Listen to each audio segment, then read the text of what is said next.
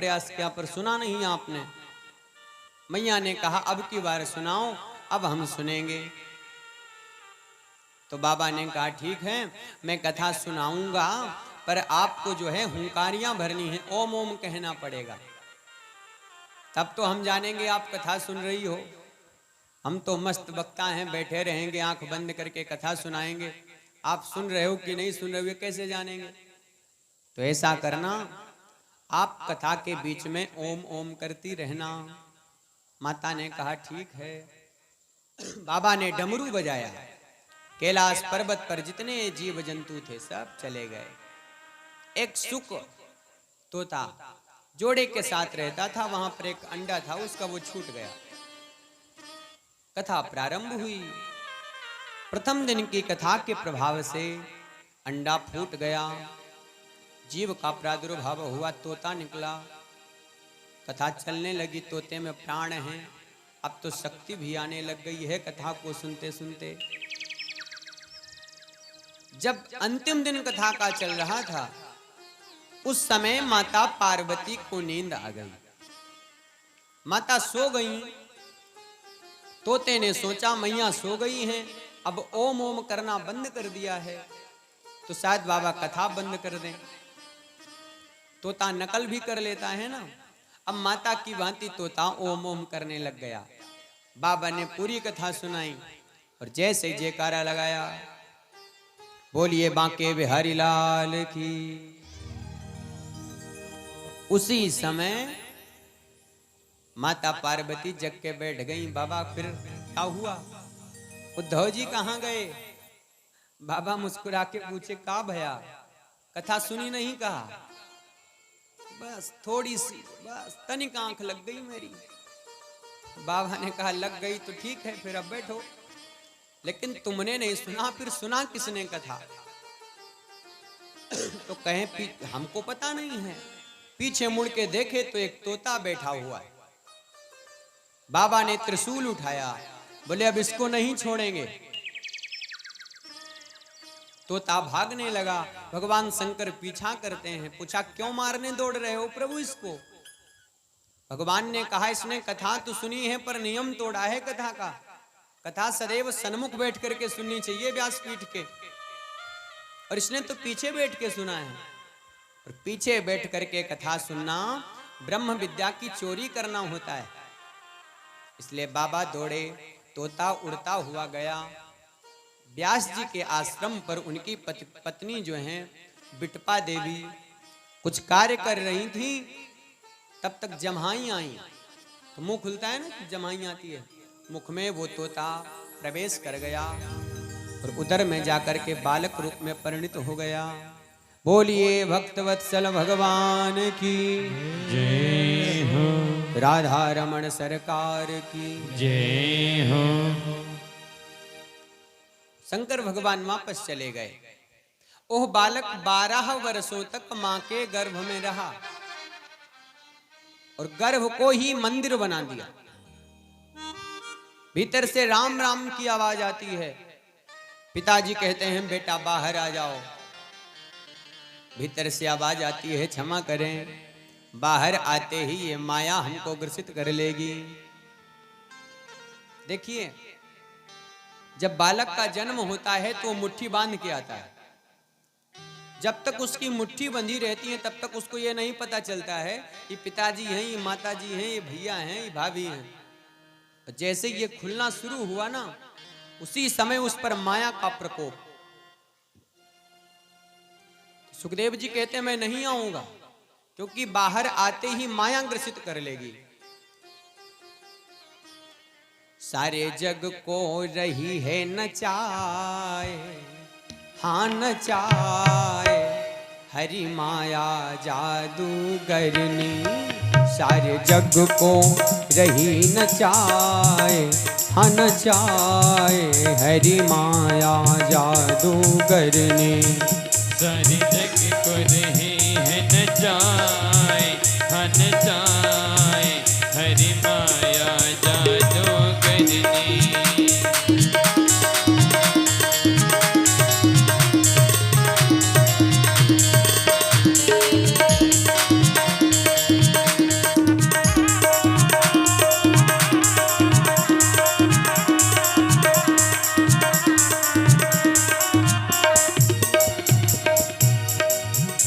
हरि माया जादूगरनी, प्रभु माया जादूगरनी।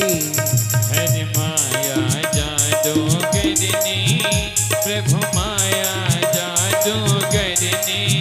हरि माया जादूगरनी, प्रभु माया जादूगरनी।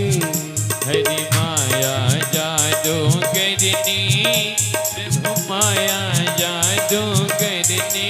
वो सारे जग को, सारे जग को, सारे जग को रही है नचाए, हाँ नचाए। हरि माया जादूगरनी। सारे जग को रही नचाए, हाँ नचाए।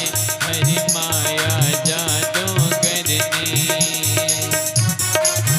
मस्ती के साथ भाव से जय हो। जय हो।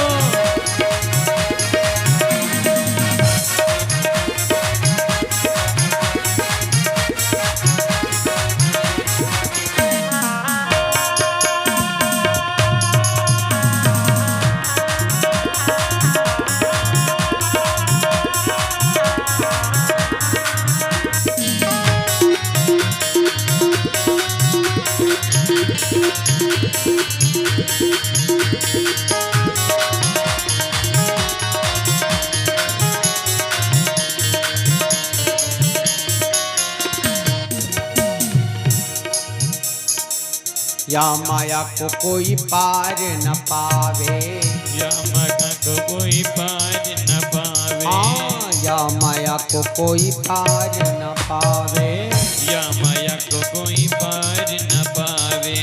या माया सब जगह ही नचावे, या माया सब जगह नचाए। या माया सब जगह ही नचावे।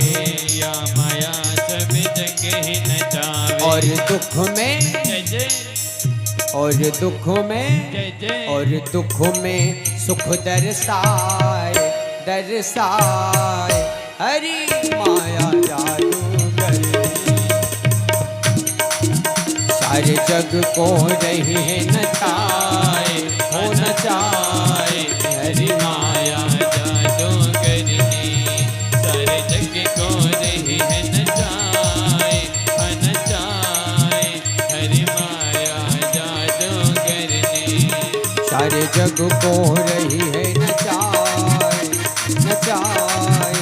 हरि माया जादूगरनी। सारे जग को रही नचाए, हाँ नचाए।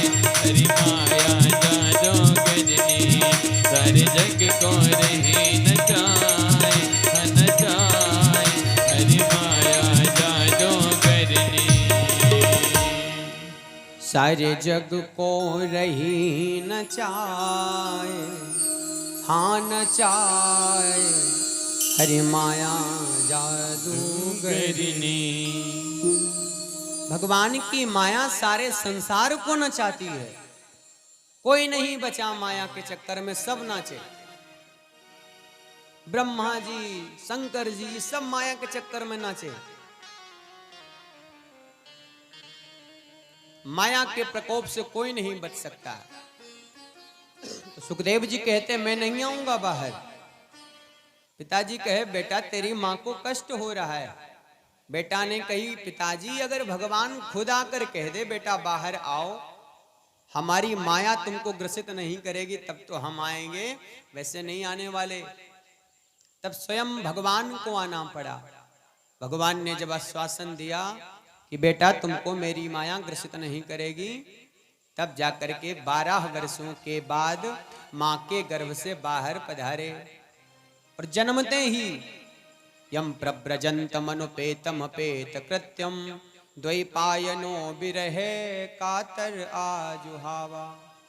जन्मते ही जंगलों की तरफ चले गए। पीछे से पिताजी वेदव्यास जी विरह कातर दुखी होकर के बेटा बेटा पुकारते जा रहे हैं, पर पीछे मुड़ करके भी नहीं देखा, चले गए। ऐसे भगवान श्री सुखदेव जो कि हमारे गुरुदेव हैं, हम उनको प्रणाम करते हैं। बोलिए श्री सुखदेव भगवान की जय हो। भागवत महापुराण की जय हो। गुरुदेव को प्रणाम करने के बाद कहते हैं बड़े ध्यान से सुनिए। जब हमारे गुरुदेव का जन्म हुआ, ये जंगल में चले गए तो इनके पिता को बहुत तकलीफ है, बहुत कष्ट है। तो पिताजी ने क्या किया, एक वेद था उस समय, तो संसार के कल्याण के लिए एक वेद से 4 वेद कर दिए। ऋग्वेद, अथर्ववेद, यजुर्वेद, सामवेद, ये 4 वेद हैं। 4 वेद किए, समझ में नहीं आया संसार का कल्याण कैसे हो, तो पंचम वेद महाभारत, उसका भी निर्माण कर दिया। फिर भी कुछ नहीं बन पाया, तो क्या किया, 17 पुराणों की रचना करी। अब भी उनका मन अशांत है। इतना कुछ करने के बाद भी उनके मन में जिज्ञासा है कि संसार का कल्याण कैसे होगा। तब एक दिन श्री नारद जी का आगमन हुआ और नारद जी पधारे। जैसे ही नारद जी पधारे सो वेद व्यास जी उठ करके खड़े हुए। महाराज, बड़े भाग्य हमारे जो आप पधारे, विराजिए। आसन दिया। नारद जी ने पूछा, बहुत उदास दिख रहे हो, क्या बात है? अपना सारा भाव प्रस्तुत करा, क्या बात है, कैसा है? तब नारद जी कहते हैं, सुनिए, आप जो कह रहे हैं वो बात ठीक है, लेकिन आपने जो गाया है वो सरल नहीं है, सब पढ़ नहीं सकते उसको। इसलिए भगवान का नाम इस तरीके से गाओ जिससे सब पढ़ सकें, सरल हो जाए। तो वेद व्यास जी को नारद जी ने 4 श्लोक भागवत के प्रदान किए। कहा, इनको जो है लिखो, विस्तार करो। इन्हीं भगवान के नाम की महिमा इतनी है कि मैं आज नारद बन गया हूं। नारद अपना पूर्व जन्म सुनाते हैं और कहते हैं, भैया पूर्व जन्म में हम दासी पुत्र थे, मेरा नाम था रामदास। ध्यान से सुनना। नारद जी कहते हैं, मैं पूर्व जन्म में दासी का पुत्र था। मेरी मां संतों के यहां पर काम करती, जो कुछ मिल जाता था, मेरे पिताजी शरीर छोड़ चुके थे, जो कुछ मिलता था उसी में पालन पोषण हो जाता था। एक दिन जिस आश्रम पर मेरी मां काम करती थी, उस आश्रम पर कुछ संत पधारे। अब भैया संत जब आते हैं तो ये समझ लीजिए भगवान मिलने वाला होता है। जब संत मिलेंगे तो भगवान मिलेगा। बहुत सुंदर भाव है। हो जब संत मिलन हो जाए, तेरी बाणी हरि गुण गाए, तब इतना समझ लेना, अब हरि से मिलन होगा। तब इतना समझ लेना, अब हरि से मिलन होगा। तब इतना समझ लेना, तब हरि से मिलन होगा। जब संत मिलन हो जाए, जब संत मिलन हो जाए, तेरी बाणी हरि गुण गाए, तेरी बाणी हरि गुण गाए, तब इतना समझ लेना, अब हरि से मिलन होगा। तब इतना समझ लेना, तब हरि से मिलन होगा। तब इतना इतना समझ लेना, अब हरि से मिलन होगा। जब इतना समझ लेना, तब हरि से मिलन होगा। और भैया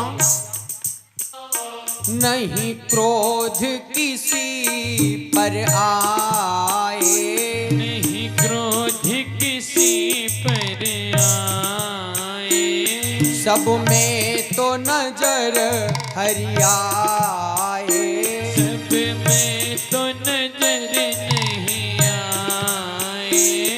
संसार के जितने भी प्राणी हैं सभी में मात्र ठाकुर जी का दर्शन होवे, किसी पर क्रोध ना आए जीवन में। नहीं क्रोध किसी पर आए, नहीं क्रोध किसी पर आए, सब में तो नजर हरि आए, सब में तो नजर प्रभु आए। तब इतना समझ लेना, अब हरि से मिलन होगा। इतना समझ लेना, तब हरि से मिलन होगा।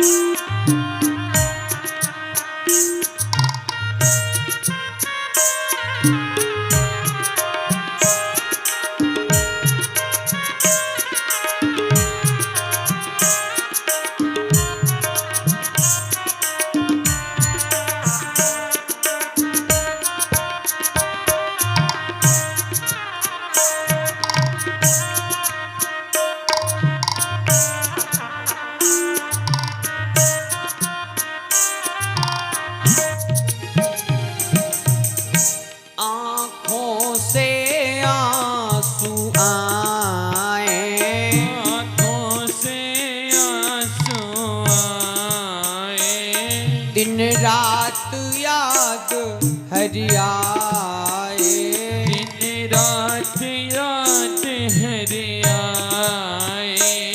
कोई दूजा न मन को भाए, कोई दूजा न मन को भाए, तब इतना समझ लेना, अब हरि से मिलन होगा। तब इतना समझ लेना, तब हरि से मिलन होगा।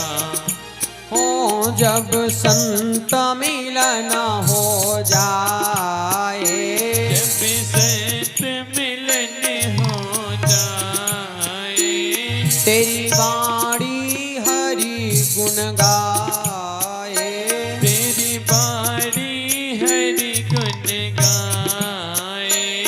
तब इतना समझ लेना,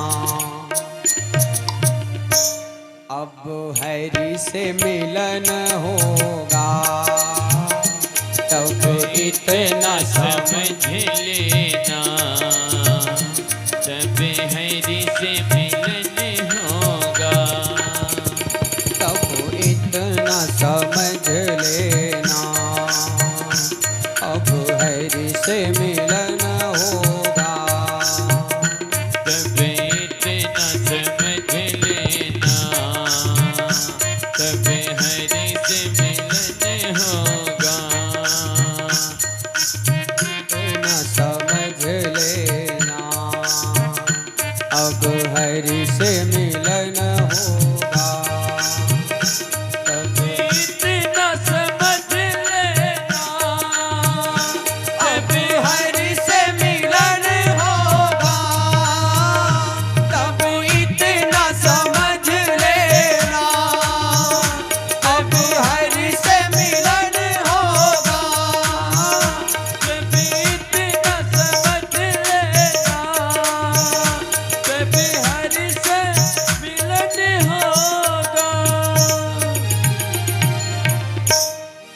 हो जब संत मिलना हो जाए, तेरी बाणी हरि गुण गाए, तब इतना समझ लेना अब हरि से मिलन होगा। जब मात्र भगवान का नाम ही स्मरण करें दिन रात, समझ लीजिए भगवान मिलेगा। संत का दर्शन होता है तब ठाकुर जी मिलते हैं। तो नारद जी कहते हैं मेरे वहां पर संत पधारे आश्रम में, संतों को देख करके मैं बड़ा प्रसन्न हुआ, खूब सेवा करता। संत प्रसाद पाते, जो प्रसादी बचती शीत प्रसादी उसी को मैं पा लेता। और कहते भी हैं ना भैया, जैसा खाओ अन्न वैसा बनता है मन। मैं संतों की प्रसादी खाता तो मेरा मन निर्मल हो गया था। मेरे मन में बस भगवान के प्रति प्रेम था, ठाकुर जी के प्रति। अब हमारी मैया को तो चिंता हो गई कि हमारा बेटा कहीं बाबा ना बन जाए। अब तो मैया मेरा ब्याह इधर उधर करवाने के चक्कर में पड़ गई। जब मेरे को पता चला तो मैंने मां से कहा मुझे ब्याह नहीं करना है, मुझे तो भजन करना है। धीरे धीरे 4 महीने बीत गए। चतुर्मास होता है 4 महीने का। अब 4 महीने बाद वो संत जाने लगे। मैं भी संतों के साथ जा रहा था। मां ने कहा बेटा तुम मत जाना। संतों के पास जाकर के रोने लगी तो संतों ने हमको समझाया मत जाओ। 12 अक्षर मंत्र हमें प्रदान किया और कहा बेटा इस मंत्र का जाप करना, तुमको भगवान मिलेगा। और ऐसा कह करके वो संत चले गए। नारद जी कहते हैं मैंने क्या किया, संत जब चले गए तो मेरा मन खिन्न हो गया। मां के प्रति मेरा प्रेम कम हो गया। मेरा तो मन कर रहा था अब मेरी मां अगर शरीर छोड़ दे तो ज्यादा अच्छा होगा। मेरी मां समाप्त हो जाए, मृत्यु हो जाए मेरी मां की। नारद जी ऐसा सोचे अपने मन में। और भैया जो भगवान के भजन में बाधा बने उसका त्याग कर देना चाहिए। मीराबाई को जब भजन नहीं करने दिया जा रहा था तो माता मीरा ने गोस्वामी तुलसीदास जी के पास एक पत्र भेजा और उसमें पूछा मैं क्या करूं। तुलसीदास जी ने विनय पत्रिका में लिख करके भेजा, जाके प्रिय न राम बेदेहि तजिए ताहि कोटि बेरी सम यद्यपि परम सने। जिसको रघुनाथ जी प्यारे नहीं हैं उसका त्याग कर दो, भले ही वो हमारा सबसे प्रिय क्यों ना हो। नारद कहते मेरे मन में भी ऐसी इच्छा आई। मैंने सोचा भर था कि शाम को मुझे पता चला मेरी मां को सर्प ने डस लिया है। शाम को मेरी मां की मृत्यु हो गई। मैंने विधि का विधान समझ करके मां का संस्कार करा और संस्कार करके सीधे उत्तर दिशा में चला गया। जा करके खूब भजन किया, जो मंत्र मिला था। थोड़ी देर जप करने के बाद भगवान की सांवली सरोली सूरत हमारे सन्मुख प्रकट हुई। मैं बहुत प्रसन्न हो गया कि अब तो भगवान का दर्शन हो गया है, हमारा तो जीवन धन्य हो गया महाराज। लेकिन कुछ देर बाद वह भांकी झांकी सरकार की जो छवि थी अंतर ध्यान हो गई। अब तो मैं रोने लग गया। तब आकाशवाणी हुई, अरे वत्स तुम अभी परिपक्व योगी नहीं हुए हो, कच्चे हो। जब परिपक्व योगी बन जाओगे तब मेरे दिव्य दर्शन प्राप्त होंगे। तो नारद जी ने कहा फिर आपने अभी दर्शन क्यों दिया? कहा इसलिए दिया कहीं तुमको ये मोह ना हो जाए कि संतों ने जो कहा है सब झूठ है। संतों की बात मानो, मैं हूं, पर तुम परिपक्व योगी बनो तब मैं तुम्हें दर्शन दूंगा। अब तो नारद जी कहते हैं मैं भजन करता रहा, पृथ्वी का विनाश हो गया, मेरा शरीर छूट गया, और तब मैं दूसरे जन्म में दासी का पुत्र रामदास था इस जन्म में, और अगले जन्म में जो अभी देख रहे हो नारद बन करके जन्म लिया हूं, और भगवान ने मुझे स्वयं वीणा प्रदान करी है। इस वीणा से मैं उनका गान करता हूं। श्रीमन्नारायण नारायण नारायण, श्रीमन्नारायण नारायण नारायण, नारायण नारायण नारायण, श्रीमन्नारायण नारायण नारायण,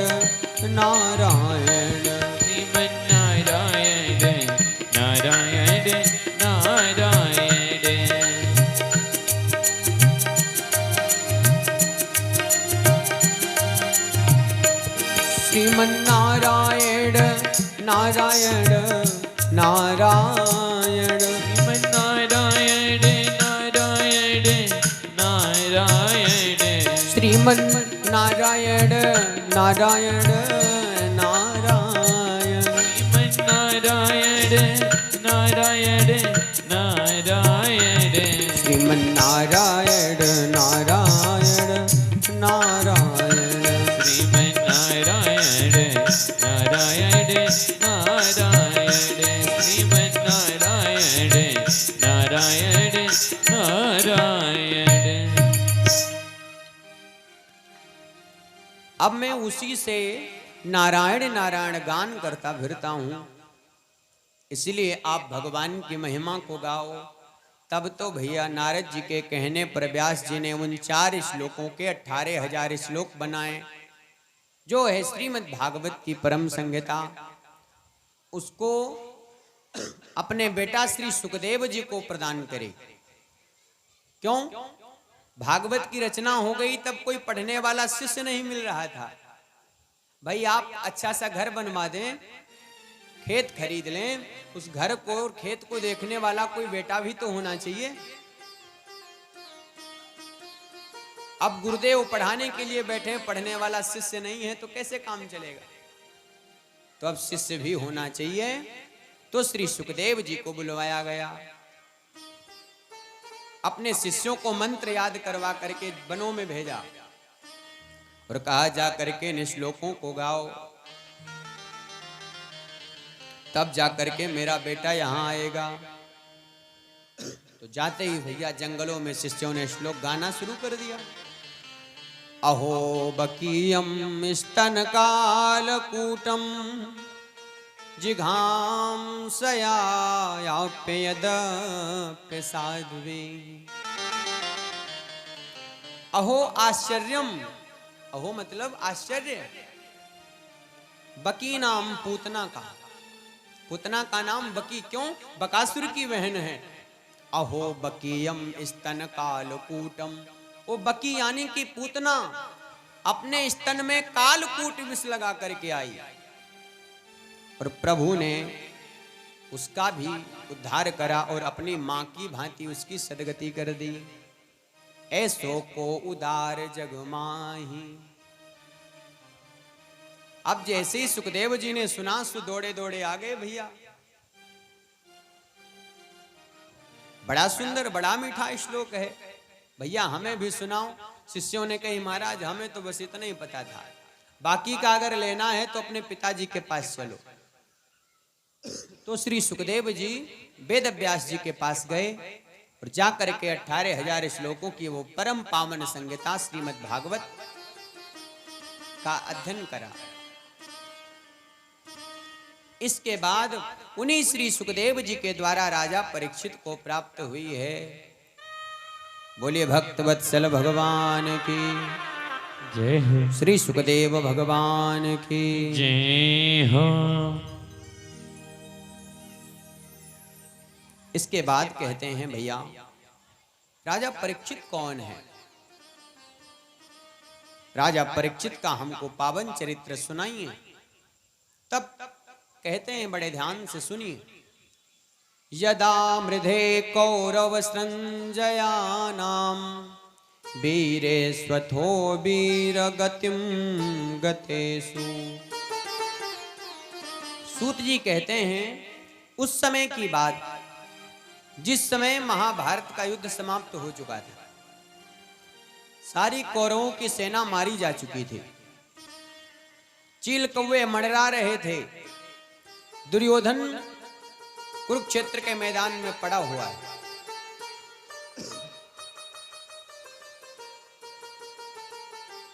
दुर्योधन को भी मृतक जान करके चील कौवे आकर के उसको भी परेशान करते हैं।